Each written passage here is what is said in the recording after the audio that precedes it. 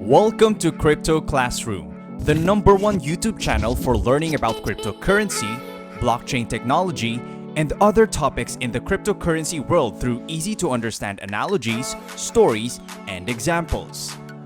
It's been an amazing journey into the world of crypto, blockchain, and tokens. But we've just realized that we haven't done a video on a particular yet important topic, Solana. You must have heard or come across it, and if you've tried to do a search on it on YouTube, there's not much that clearly explains it, and all you get is price predictions, a couple of videos explaining proof of history, and some interviews. Nothing that really covers what it is. No worries. Here at Crypto Classroom, we've got you covered.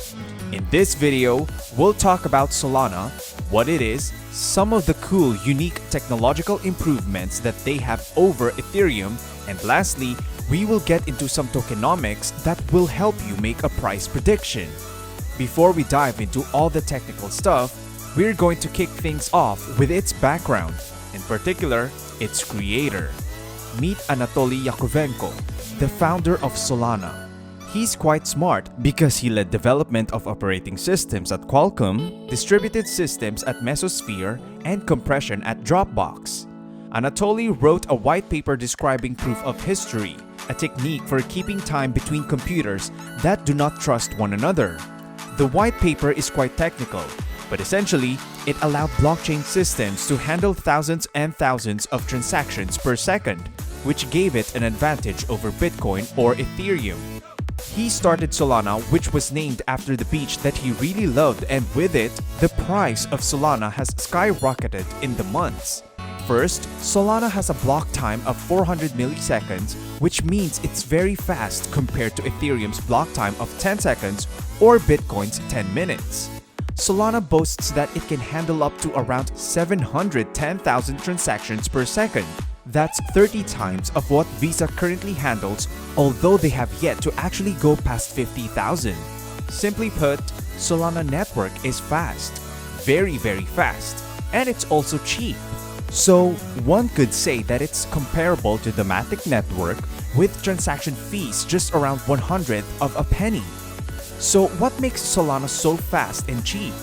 The key is in their consensus mechanism, which is just a fancy term to describe how everyone agrees what the blockchain should be. Instead of using proof of work or proof of stake, Anatoly described the new system called proof of history. In his white paper, it's basically proof of stake, but it adds the special variable of time. Bear in mind that proof of history is not a consensus mechanism. Rather, it is a way of integrating time into the blockchain data.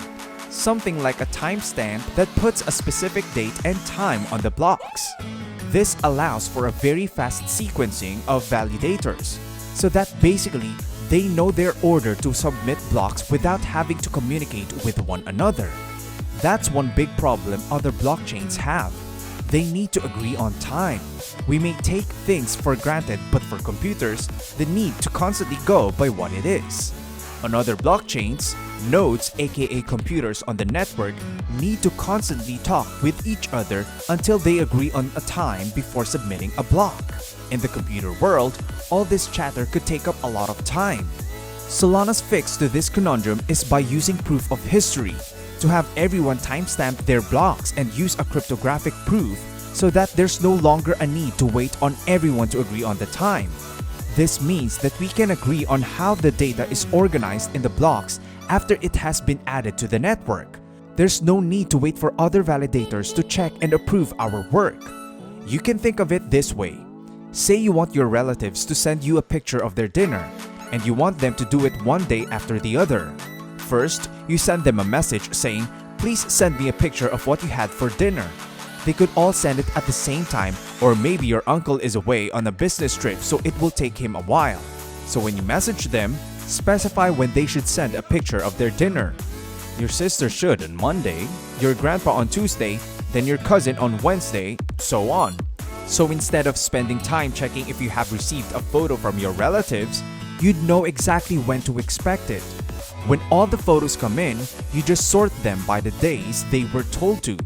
In other words, proof of history allows nodes or computers to keep adding blocks to the network And since some would be using a faster internet connection than others, we can assume that they're telling the truth about when they sent their block. We then organize said blocks and add it to the blockchain. Now, there's something that goes into proof history, but it's best to talk about it in another video. So be sure to smash the subscribe button and hit the notification bell so that you'll know when it comes out.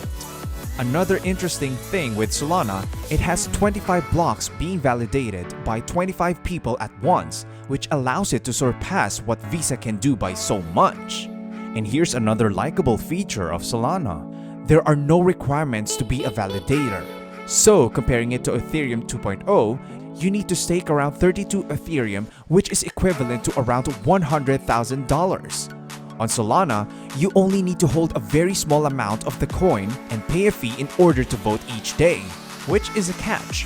The voting fee is the only thing that could be a deal breaker for some.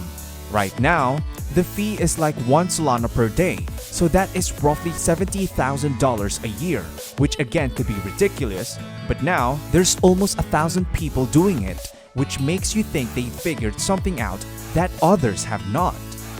Next, let's talk about what no other big blockchain has tried yet. C-level, which is technically a fancy term for validators, can actually run smart contract code in a parallel way. For the non-developers watching this, it simply means you can do different tasks all at the same time instead of doing one after the other. Here's another interesting bit from their website. Solana claims that they are not bottlenecked by other software or ideas, but instead hardware. Every time NVIDIA doubles the number of SIMD lanes, our network will double in computational capacity. So that makes for an interesting scenario to see how Bitcoin and Ethereum will handle the supercomputers that will come along in 10 to 50 years now. Before we get into the tokenomics of SOL, it's important to know that Solana has vastly different smart contracts than Ethereum. While Ethereum uses a virtual machine type system to run its Solidity code, Solana on the other hand uses the Rust programming language. Rust is a very low-level language, which means it is much more powerful. However, it does require more work to create things. So one downside to this is that developers can't just copy and paste their adapts and projects like on many other blockchains from the Ethereum network, which means everything must be coded from scratch. However, Solana smart contracts will still have more power than their Ethereum counterparts. Finally, let's get into tokenomics. As many of you who watch our videos to learn more about a coin or project and use that in making their investment decisions, we would like to remind you that we will never offer investment advice, nor we will ask money from you.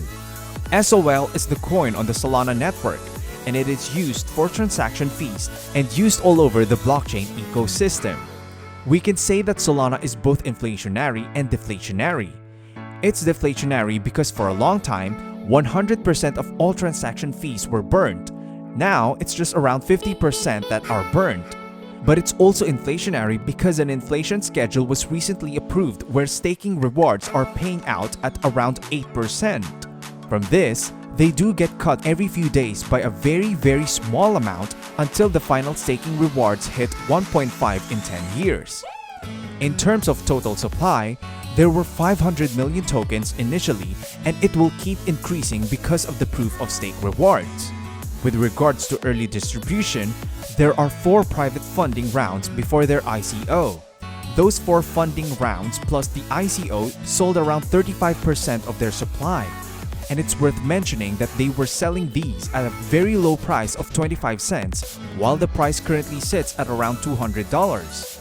Around 13% of the tokens went to the founders and another 10 went to the Solana Foundation, with the remaining 39 going to fund community initiatives that are also being done through the foundation.